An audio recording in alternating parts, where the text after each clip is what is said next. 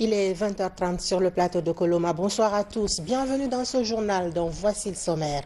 Le Premier ministre Dr Bernard Goumou a reçu en audience une délégation du Centre ouest-africain, le service scientifique sur le changement climatique. Il est question d'aider les pays membres de cette structure à bien définir leur politique environnementale. Également dans ce journal, Oumou Hawaba, une fillette âgée seulement de 2 ans et demi, a perdu la vie dans le quartier Amdalaï après avoir pris un faux médicament vendu par un marchand ambulant. Les Échos, c'est dans ce journal. Enfin, la Guinée abrite une rencontre religieuse internationale. C'est à l'occasion des 10 ans de vie épiscopale et d'ordination à la prêtrise. Aïcha Marshall sera dans ce journal pour les détails. Voilà, c'est tout pour les titres. Encore une fois, bonsoir et bienvenue dans cette grande édition. Nous partons au Palais de la Colombe où le Premier ministre Dr Bernard Goumou a eu une séance de travail avec une mission technique de la CEDEAO. Sur la table, le chronogramme de la transition. Experts de la CEDEAO et techniciens guinéens travaillent déjà sur des éléments essentiels d'une transition réussie. Suivez ce commentaire signé Adi Kamara. Ce lundi 17 octobre 2022, une forte délégation de la CEDEAO à Conakry.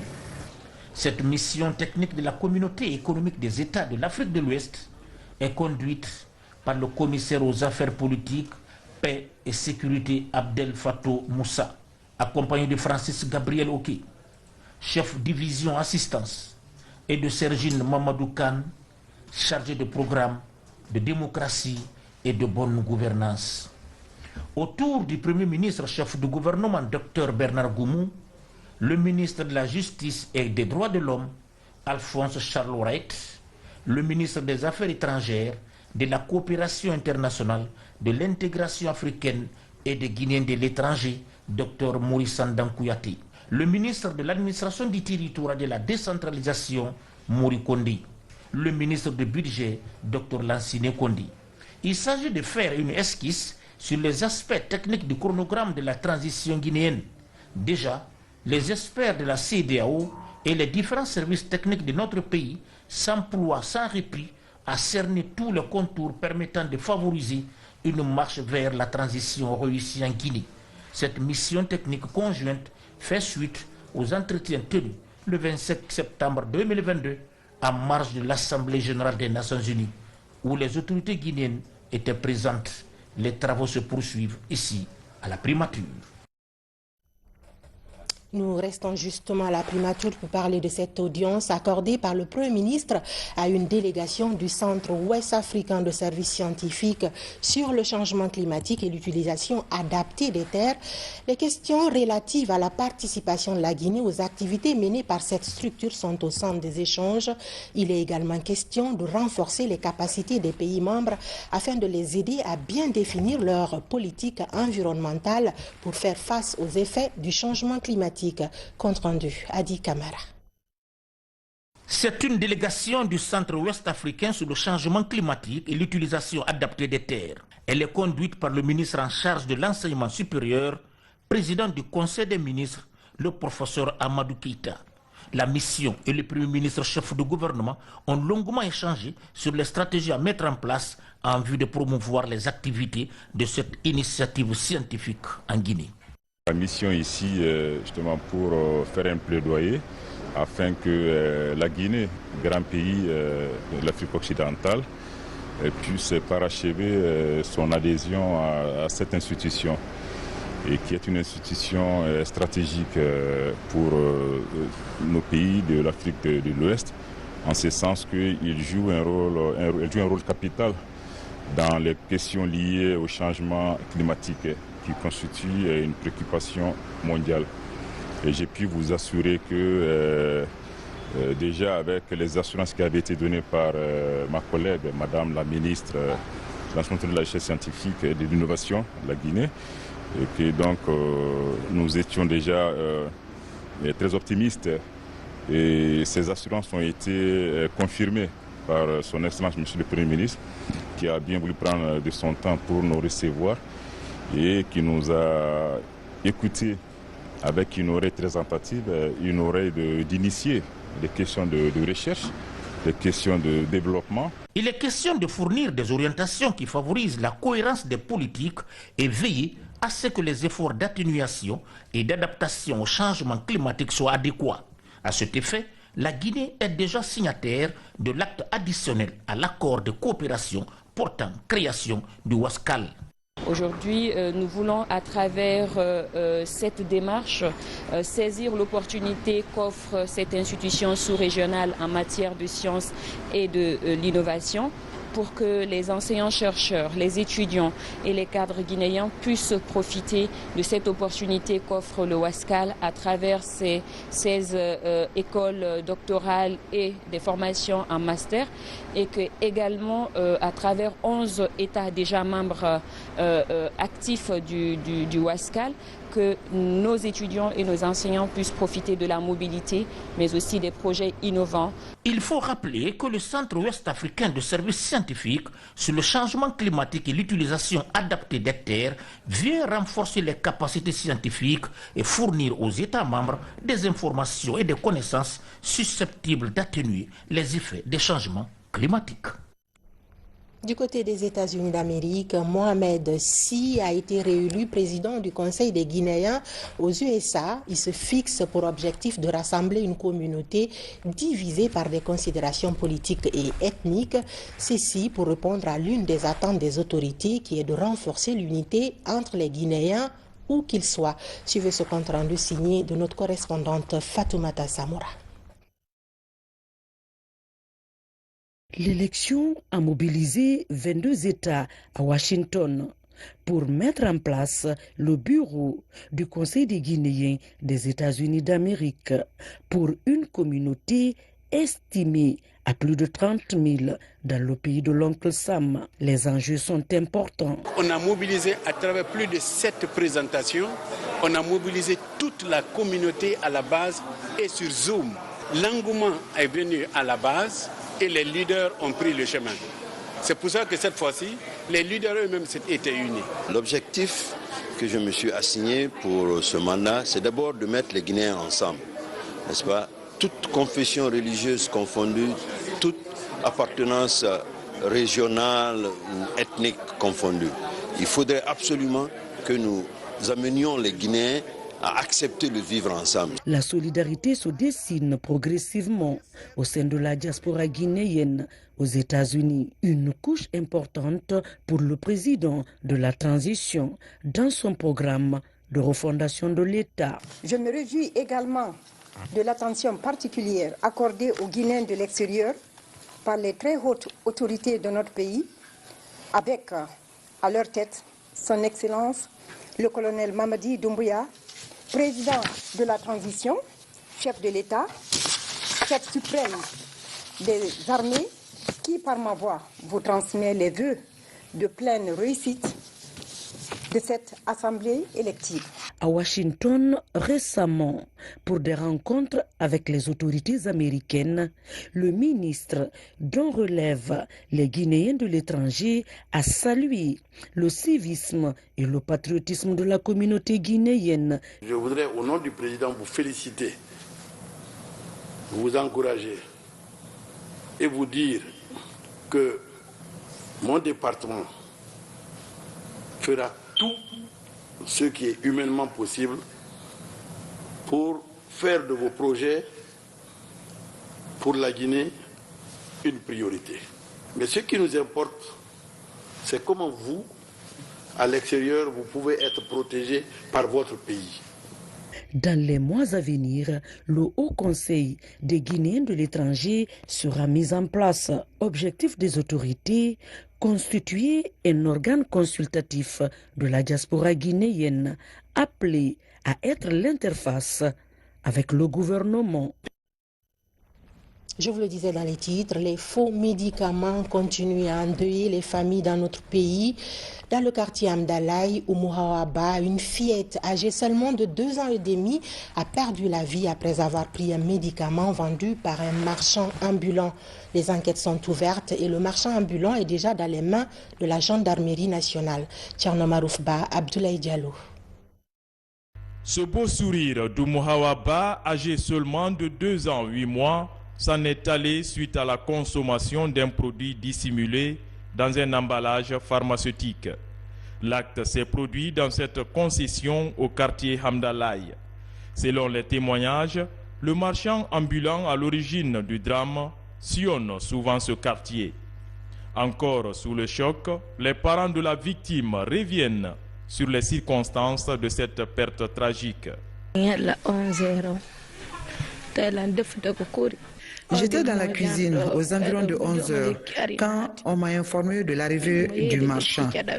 Alors, je lui ai expliqué le problème dont souffre mon enfant, au cas où il y a le médicament dont nous avons besoin. Il a répondu que si, et il a sorti 2 produits différents. Il les a versés dans un verre d'eau qu'il a fait boire à ma fille. Ainsi, dès après, le teint de ma fille a viré au noir. Paniqué, j'ai immédiatement quitté le lieu.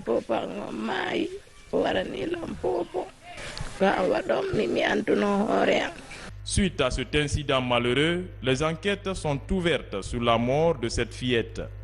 À la médecine légale du CHU Ignace Dine, le produit à l'origine du décès nous a été présenté. Déjà, une autopsie est réalisée et les résultats certifient un empoisonnement. Les médicaments sont contenus dans un flacon qu'on appelle le Stimol. Et le Stimol est un médicament qui est utilisé contre la fatigue passagère. Mais il se trouve que ce n'est pas le Stimol qui se trouve dans le flacon. C'est beaucoup plus un liquide qui ressemble à une décoction, qui n'a rien de médicament, en tout cas pharmaceutique, qui se trouve dans le flacon. Et ce produit pourrait être très dangereux et qui a été la cause principale du décès par empoisonnement. Je dirais que c'est vraiment un empoisonnement parce qu'il est mort quelques heures après l'ingestion de ce produit et tous les signes qu'on a observés sur le cadavre sont en rapport avec cet empoisonnement. Au ministère de la Santé et de l'Hygiène publique, la Direction nationale de la pharmacie et du médicament, résolument engagée dans le combat contre les faux médicaments, tire la sonnette d'alarme. Ce que nous avons à lancer à la population, c'est bien d'accompagner les autorités. C'est dans l'intérêt de tout le monde. Et de demander à cette population de fréquenter les structures de santé, d'éviter l'automédication. L'automédication peut entraîner d'autres maladies, voire la mort. Un vendeur ambulant ne peut pas se substituer au personnel de santé. Même tout le personnel de santé n'est pas autorisé à prescrire des médicaments. Nous demandons vivement aux populations de fréquenter les structures de santé légalement installées, des structures agréées pour tout besoin de santé. Conduit en premier temps à la brigade mobile numéro 2 de Hamdalaye, le marchand ambulant est actuellement dans les mains de la brigade de recherche de Kipé avant la fin des enquêtes, selon le directeur national de la pharmacie et du médicament. Paix à l'âme de ce ange, bientôt un hôpital moderne à Kassa. Cela avait été promis aux insulaires par le chef de l'État, colonel Mamadi Doumbouya. Lors de son passage sur cette île, la promesse se matérialise. Le ministre de la Santé et de l'Hygiène publique a présidé ce lundi la pose de la première pierre de cet édifice sanitaire. Mpati Kamara et Tabansila étaient sur les îles de Los. Suivez leur compte-rendu. À la place de ce vieux bâtiment qui date de l'ère coloniale, abritant l'actuel centre de santé de Kassa, un hôpital moderne verra bientôt le jour. Sa réalisation est la réponse à la promesse faite aux insulaires par le chef de l'État, colonel Mamadi Doumbouya, lors du lancement de la campagne d'assainissement sur les îles il y a seulement 4 mois. J'ai fait une première mission il y a environ 1 mois et demi. Je suis venu apporter du personnel médical, près d'une trentaine de personnes, de médecins, de sages-femmes et d'infirmiers, et tout un lot d'équipements, de médicaments et de mobilier pour le centre de santé. Au même moment, le maire m'a montré l'espace que la commune a réservé à la construction du nouvel hôpital, et nous avons demandé aux autorités locales, communales, mais aussi à nos patriarches, aux leaders religieux, de nous accorder ce terrain pour faire le travail. Ils nous l'ont fait. Aujourd'hui, je reviens pour lier le geste à la parole. À l'image du CHI Donka, récemment remis en service, la rénovation et l'extension des hôpitaux du pays sont de vastes chantiers ouverts ça et là par les autorités du CNRD.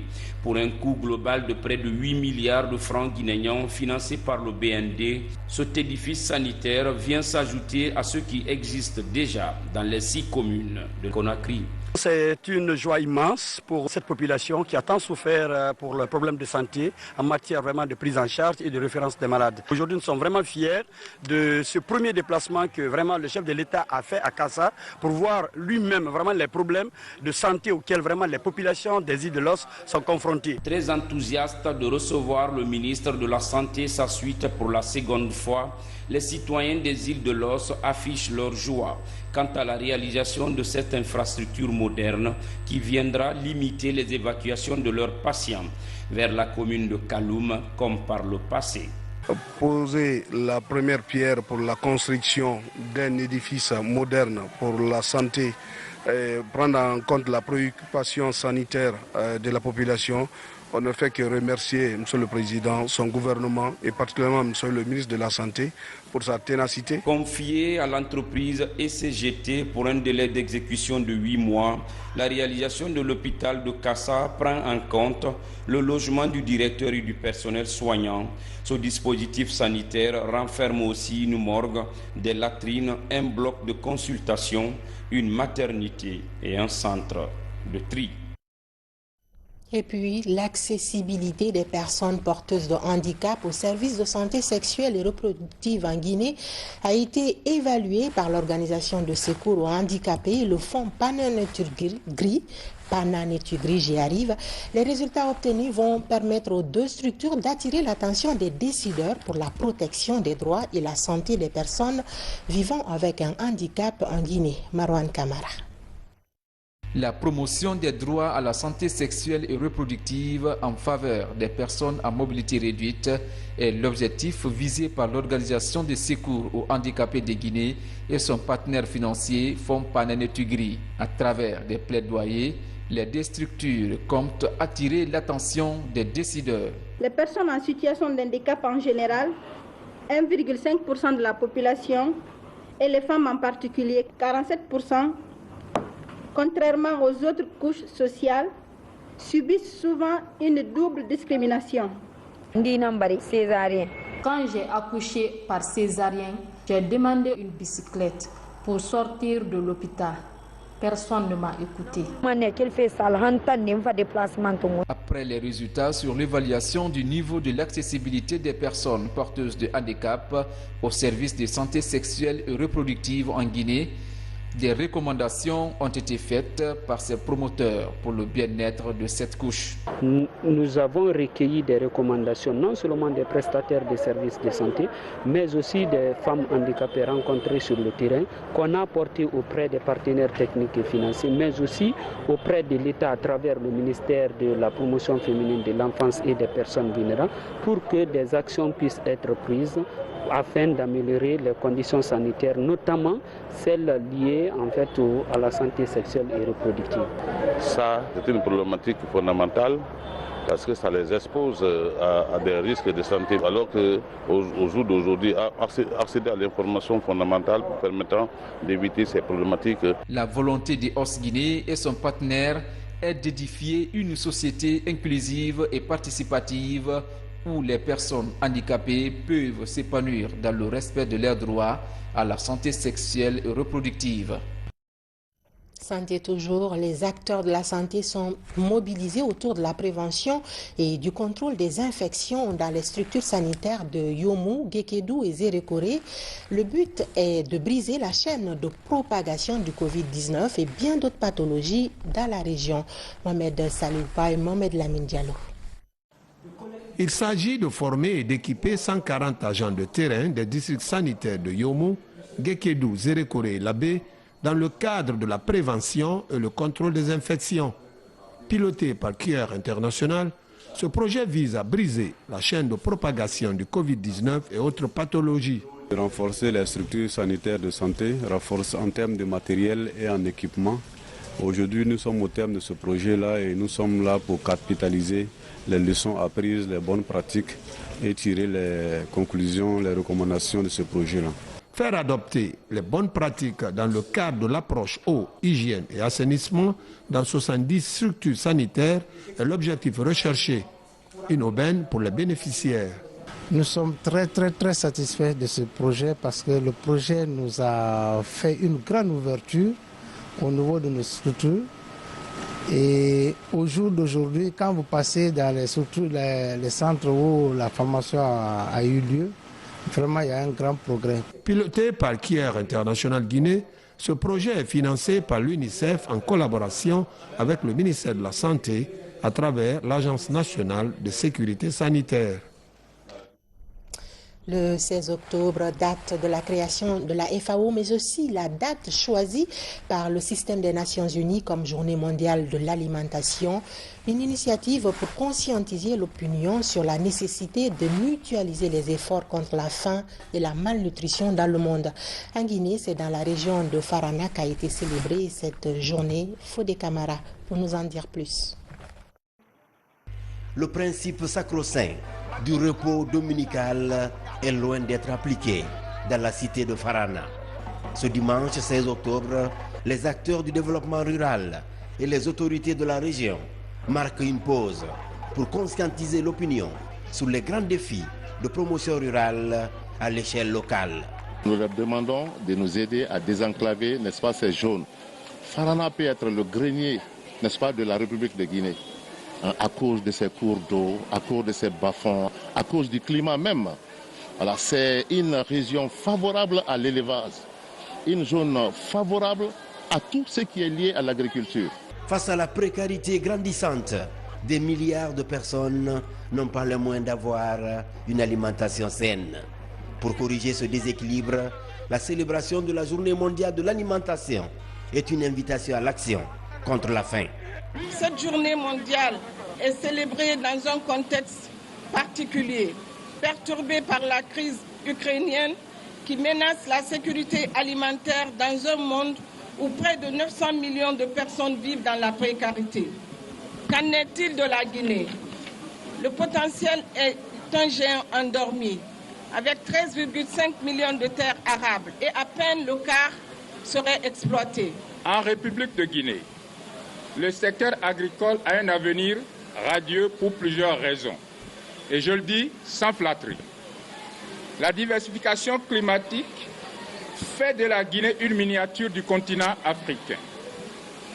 On chercherait en vain une plante du continent africain qui ne pousserait pas en Guinée. Pour soutenir au quotidien des petits exploitants agricoles, des matériels de travail sont offerts au groupement maraîcher et des prix décernés aux meilleurs producteurs. Dans ce concours des grands laboureurs, le prix du meilleur agriculteur a été décerné au premier vice-maire de la commune urbaine de Farana. Ça fait une dizaine d'années. Si aujourd'hui j'ai eu ce prix, c'est un combat de longue haleine. Une course contre la faim a animé cette journée mondiale. La visite guidée des stands a permis d'évaluer le riche potentiel agricole de la région de Farana, un grand bassin de production situé sur les rives du Niger. Et puis, Bokeh a célébré la journée internationale de la femme rurale. Les associations paysannes venues des 5 préfectures de la région ont massivement participé à cet événement organisé par Agrimine et le bureau régional du contenu local. Reportage Lancé Koulibaly. Comment faire vivre l'agriculture à côté de l'exploitation minière en s'appuyant sur les femmes et jeunes? La question préoccupe la structure Agrimine. La célébration de la Journée internationale de la femme rurale a été l'occasion pour les organisateurs de faire des plaidoyers pour une prise en compte des préoccupations des femmes en zone rurale.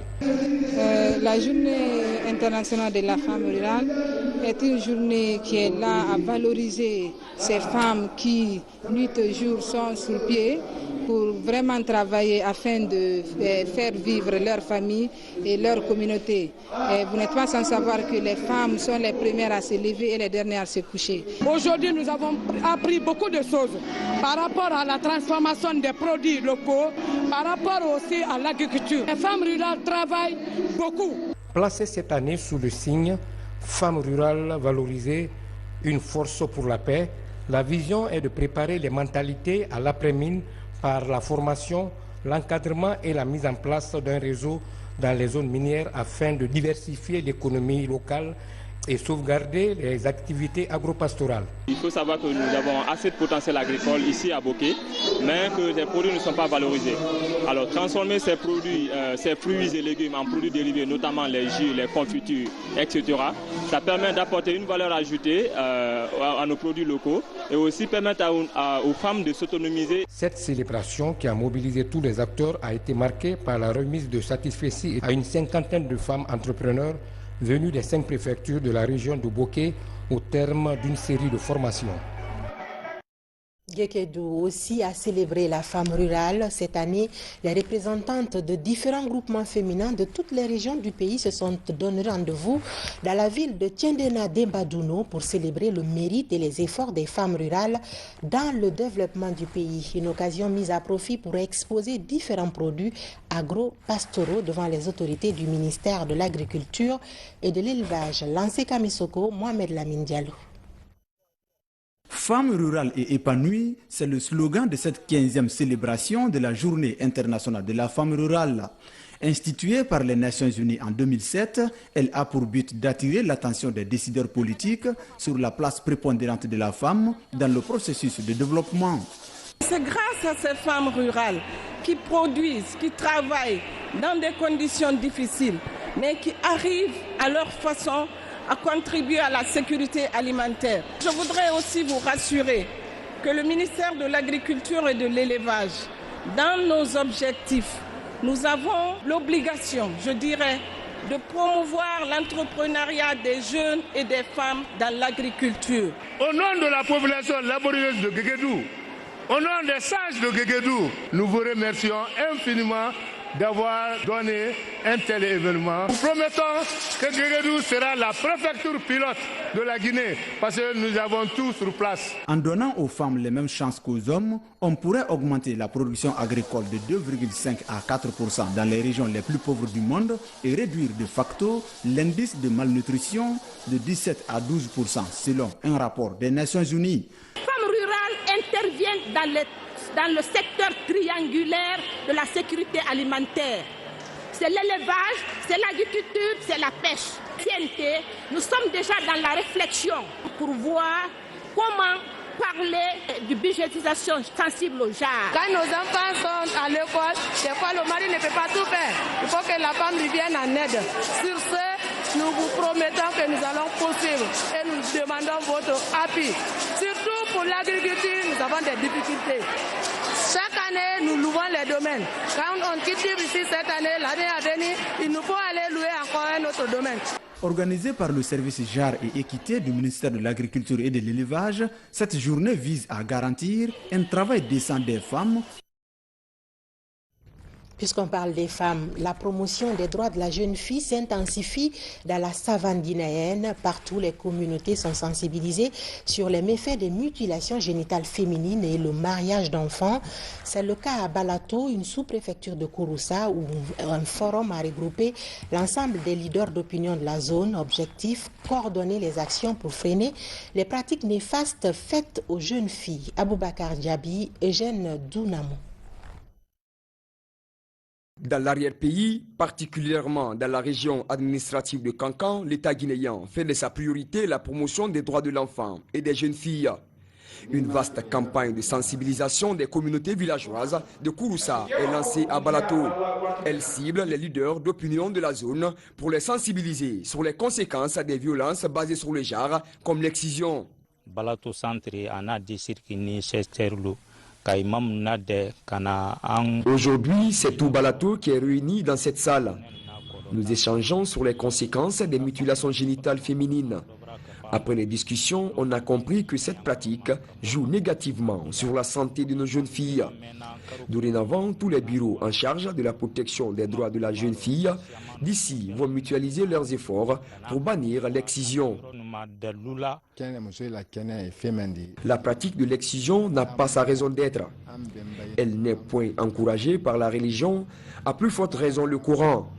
C'est une pratique facultative qui joue gravement sur l'épanouissement des jeunes filles. Pour protéger la santé de la reproduction, le gouvernement de la transition et ses partenaires travaillent en commun accord pour amener les communautés à abandonner toutes les pratiques néfastes infligées aux jeunes filles pour leur épanouissement durable. La religion est souvent considérée comme la première réponse quand on demande à une personne pourquoi il pratique les mutilations génitales féminines. C'est la raison pour laquelle aujourd'hui nous avons jugé nécessaire d'informer et d'impliquer ces religieux dans la lutte contre ce fléau qui affecte la santé reproductive des jeunes filles et des femmes. À travers cette campagne axée sur la protection de la santé de la reproduction, l'inspection régionale de la promotion féminine de l'enfance et des personnes vulnérables de Kankan compte prendre des dispositions nécessaires contre tous les fautifs qui violent les droits de la jeune fille. Dans les jours à venir, elle ambitionne d'étendre ce genre de forum dans d'autres localités du Hamana. Dans l'actualité également, le ciblage des ménages indigents pour le registre social unifié se poursuit à travers le pays. 141 enquêteurs ont été récemment déployés dans la région de Mamou par la Direction générale du Fonds de développement social et de l'indigence. Ils ont pour mission d'identifier les ménages indigents pour faciliter la réduction de la pauvreté en Guinée. Reportage Alpha Siagaba. Après 5 jours de formation, les enquêteurs se déploient sur le terrain. C'est dans le cadre du ciblage des ménages indigents pour le registre social unifié. Nous sommes dans la région de Mamou. Au nombre de 141, ces enquêteurs sont tous venus de la localité. L'opération va durer 30 jours. Le service humanitaire de l'État guinéen a déclenché le processus de ciblage des ménages pauvres et indigents pour la mise en place du registre social unifié. Car l'engagement individuel et collectif de chacun de nous va apporter de l'aide à des milliers et des milliers de familles et de personnes dans les mois à venir. C'est une première. Cette opération de ciblage est un moyen permettant aux personnes démunies, même dans les zones les plus reculées, de bénéficier des retombées, des avantages économiques de ce pays. Sur la méthodologie de la nouvelle approche de ciblage des ménages indigents pour le registre social unifié, ces enquêteurs sont préparés à tout. L'opération est pilotée par la Direction générale du Fonds de développement social et de l'indigence. Le RSU sera la porte d'entrée unique de tout ce qui est aide sociale à la République de Guinée. L'objectif recherché est de contribuer à lutter efficacement contre la pauvreté et les inégalités en République de Guinée.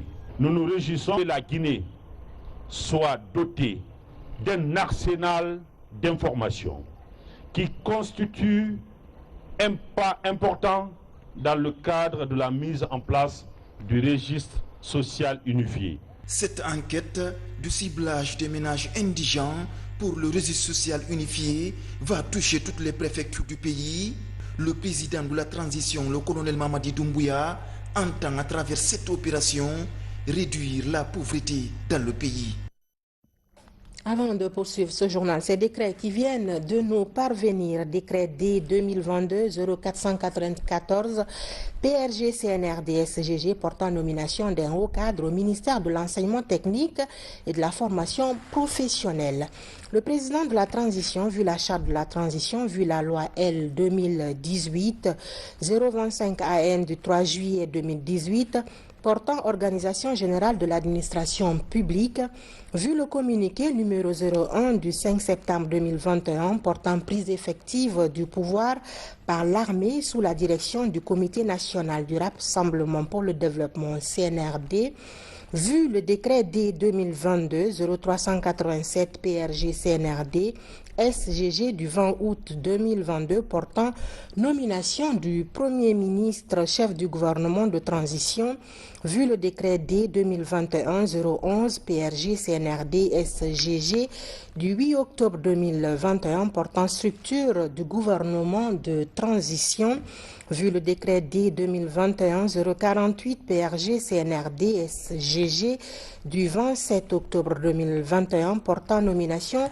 du ministre de l'enseignement technique et de la formation professionnelle décrète.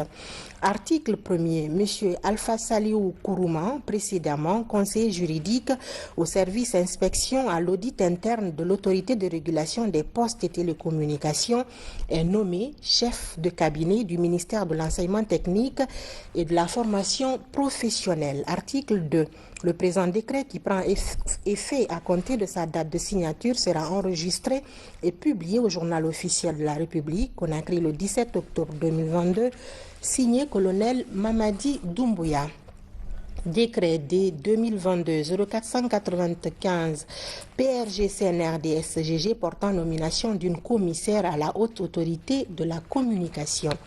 Le président de la transition, vu la charte de la transition, vu la loi L 2018-025 AN du 3 juillet 2018 portant organisation générale de l'administration publique, vu l'ordonnance numéro 2021-001 PRG CNRD SGG du 16 septembre 2021 portant prorogation des lois nationales, des conventions, traités et accords internationaux en vigueur à la date du 5 septembre 2021, vu le communiqué numéro 01-2021 PRG CNRD du 5 septembre 2021 portant prise effective du pouvoir par les forces de défense et de sécurité, décrète. Article 1er.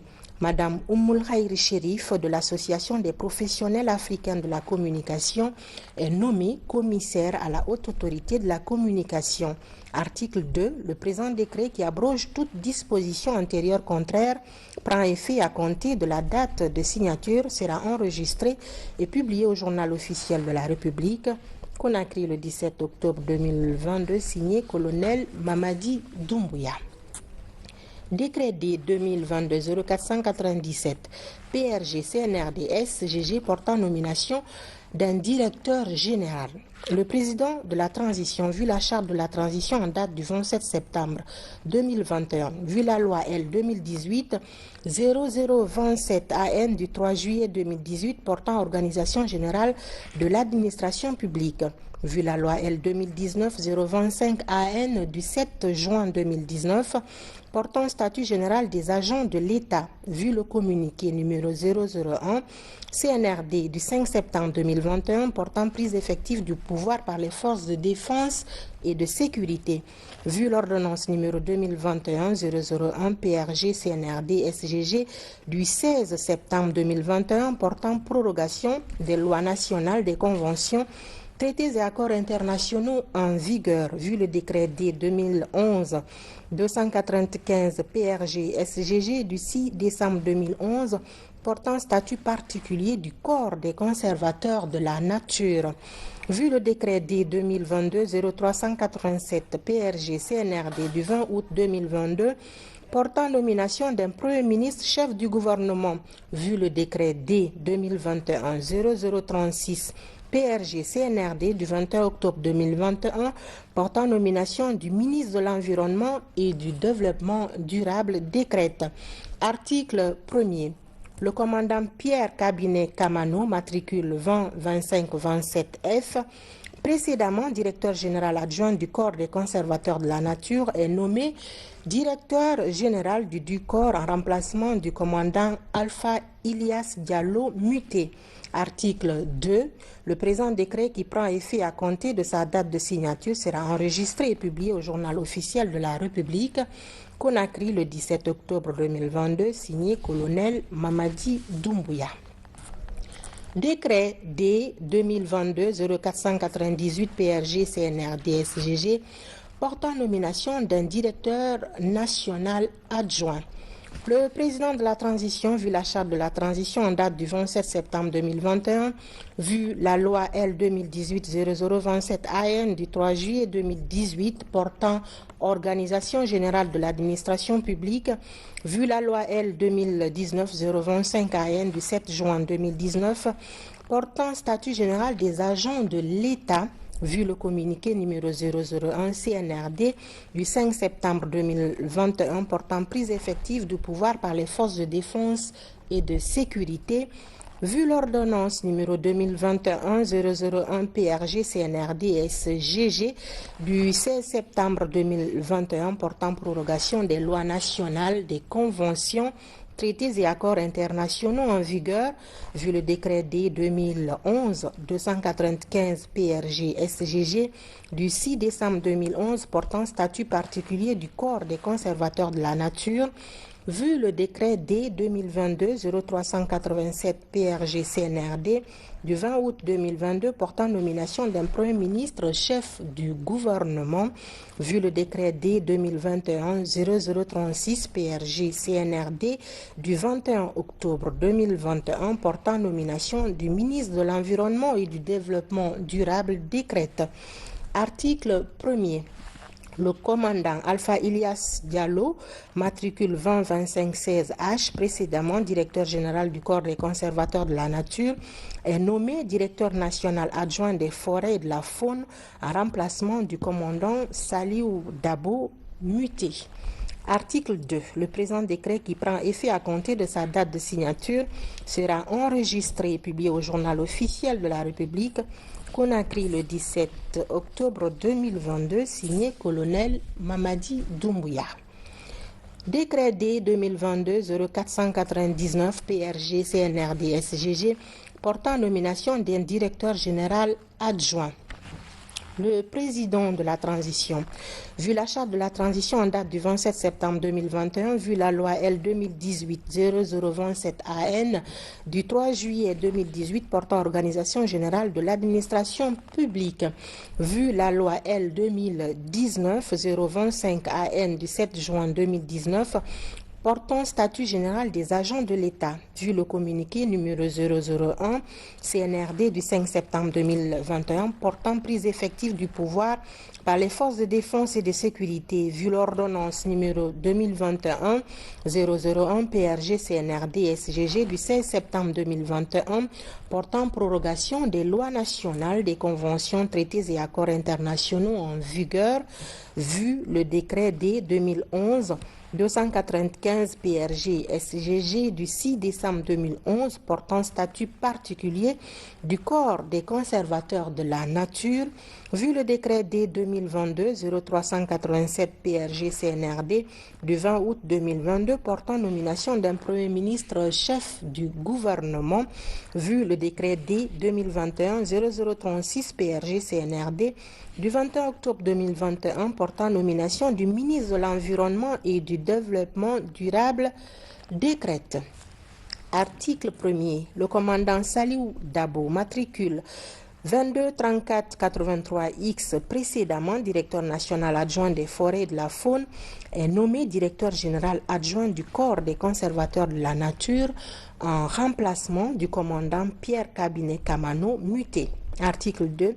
Le présent décret qui prend effet à compter de sa date de signature sera enregistré et publié au journal officiel de la République, Conakry le 17 octobre 2022, signé colonel Mamadi Doumbouya. Décret D 2022-0500 PRG CNRD SGG portant nomination des membres du conseil d'administration du Bureau guinéen du droit d'auteur BGDA.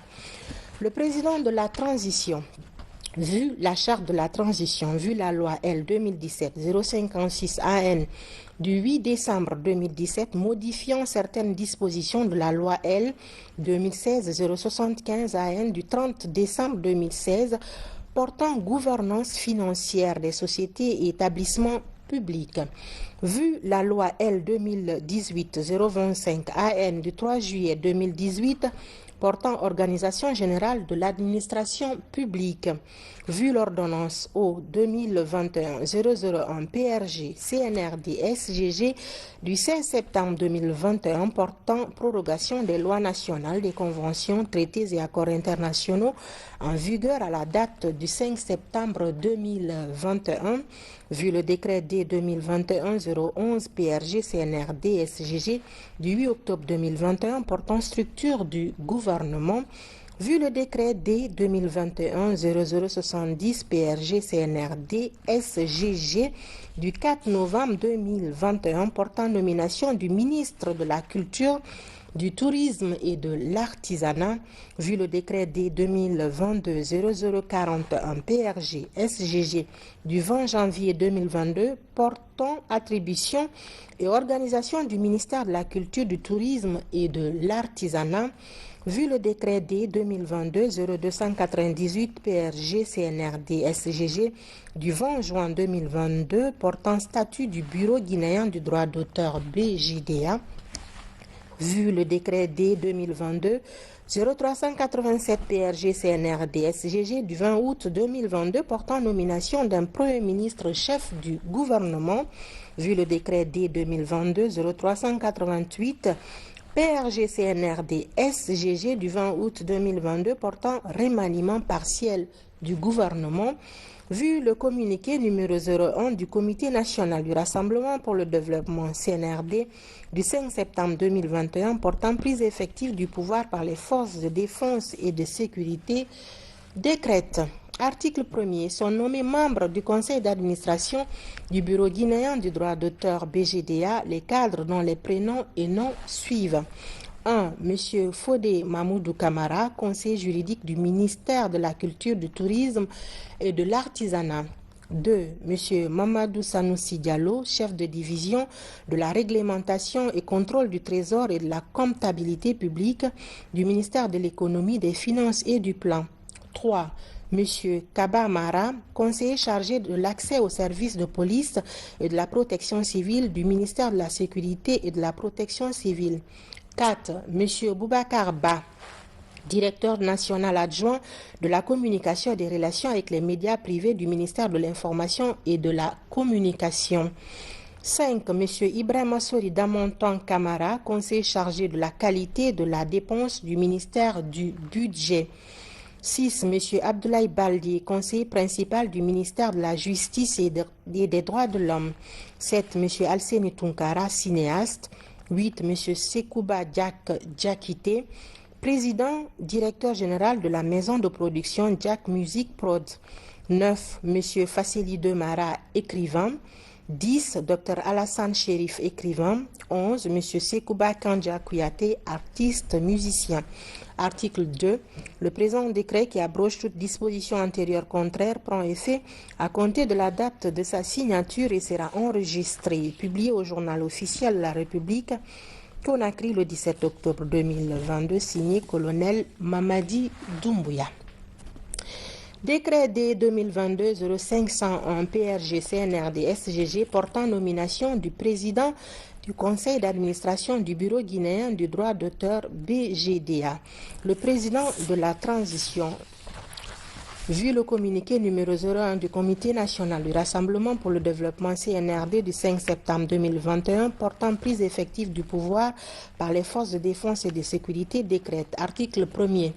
M. Sekouba Diakité, président directeur général de la maison de production Jack Music Prod, est nommé président du conseil d'administration du Bureau guinéen du droit d'auteur BJDA. Article 2. Le présent décret qui abroge toute disposition antérieure contraire prend effet à compter de la date de sa signature et sera enregistré et publié au journal officiel de la République, Conakry le 17 octobre 2022, signé colonel Mamadi Doumbouya. Nous poursuivons ce journal. La fédération Mounafani de Kindia encourage l'éducation des enfants démunis au sein des communautés. À Ségaya, dans Kindia, elle vient d'intensifier ses efforts en remettant aux élèves de cette commune rurale d'importants lots de fournitures scolaires. Sa contribution à la promotion de l'éducation à la base, surtout dans les zones les plus reculées. Diamo Kaba, reportage. Derrière ce pick-up, des cadeaux pour offrir les chances de réussite aux enfants. Direction Séguéa, une commune rurale de Kindia. En réalité, ce sont des kits scolaires à partager gratuitement. En perpétuant ces efforts, la fédération Mounafagné répond aux besoins des familles afin que les enfants les plus défavorisés reprennent l'école dans les meilleures conditions. La cérémonie qui nous réunit aujourd'hui est la mise à disposition de 1434 kits scolaires pour les enfants démunis, vulnérables et exclus dans nos communautés, pour que ces enfants-là se sentent au sein de la société et que les enfants puissent bénéficier des meilleurs services d'accompagnement. Cette cérémonie s'inscrit dans le cadre d'une activité habituelle que Kaifoun mène dans les communautés. Il s'agit de l'appui à l'éducation des enfants, de faciliter la tâche aux parents en dotant un certain nombre d'enfants en difficulté en kits scolaires et préscolaires. Ici, l'idée d'égalité des chances a tout son sens. Elle touche plus de 1000 enfants. Les apprenants du centre d'encadrement, du primaire et collège sont les principaux bénéficiaires. Nous sommes très ravis. Nous disons merci, grand merci à Kaifoun et à FMK. Et nous leur demandons que ce don pareil continue. Et nous leur assurons que ce qui est là sera utilisé à bon escient. Le meilleur héritage qu'on puisse laisser à un enfant, c'est bien l'instruction. Ces efforts intensifiés aux côtés des acteurs éducatifs sèment également les graines du développement communautaire pour mieux renforcer l'éducation à la base. Troisième titre de ce journal, la Guinée abrite une rencontre religieuse internationale. C'est à l'occasion des 10 ans de vie épiscopale et d'ordination à la prêtrise. Plusieurs prêtres et évêques y participent au diocèse anglican de Conakry. Aïcha Marshall. Cette assemblée de 2 jours a connu la présence des prêtres et des évêques de l'Afrique de l'Ouest, de l'Europe et de l'Amérique. Pour abriter l'événement, le choix de la Guinée a fait l'unanimité. C'est avec la paix qu'on peut avoir toutes les garanties pour que les gens aillent bien avec les choses et puis ces bénédictions du pays soient visibles. La confiance et notre présence ici aujourd'hui. C'est-à-dire, nous aimons ce pays et nous connaissons que ça va aller. Ça a été un moment d'échange, mais aussi de communion. Nous avons prié ensemble, surtout pour une transition apaisée. Nous avons prié pour les Guinéens et Guinéennes, pour que la paix règne dans ce pays, la prospérité et le développement, mais aussi pour que Dieu donne la conscience, la sagesse, le discernement à ceux qui ont autorité sur nous aujourd'hui. Cette retrouvaille de haute portée s'est déroulée devant les membres du gouvernement et les diplomates. Tous se disent satisfaits des prières formulées en faveur d'une Guinée unie et prospère. Le synode provincial se tient fort heureusement cette année en République bénie de Guinée. Cela veut dire que notre pays a véritablement droit de citer dans le concert des nations. Nous pensons que le synode est une occasion pour le peuple de Guinée de renouer avec la paix. Et c'est d'ailleurs la raison pour laquelle les serviteurs de Dieu, les évêques venus de plusieurs pays, même des pays qui sont autour de nous, la Guinée a été choisie pour abriter ce synode. Cela signifie que notre pays a une réelle place dans le concert des nations et notamment pour tout ce qui est véritablement de l'œuvre du Seigneur. À 49 ans, le nouvel archevêque anglican de la province interne de l'Afrique de l'Ouest entend mettre ses efforts au service de la vulgarisation de la foi chrétienne. Il devra rester à ce poste jusqu'à sa retraite à l'âge de 70 ans. Voilà qui met fin à ce journal. Grand merci à vous de l'avoir suivi. Bonsoir et à demain.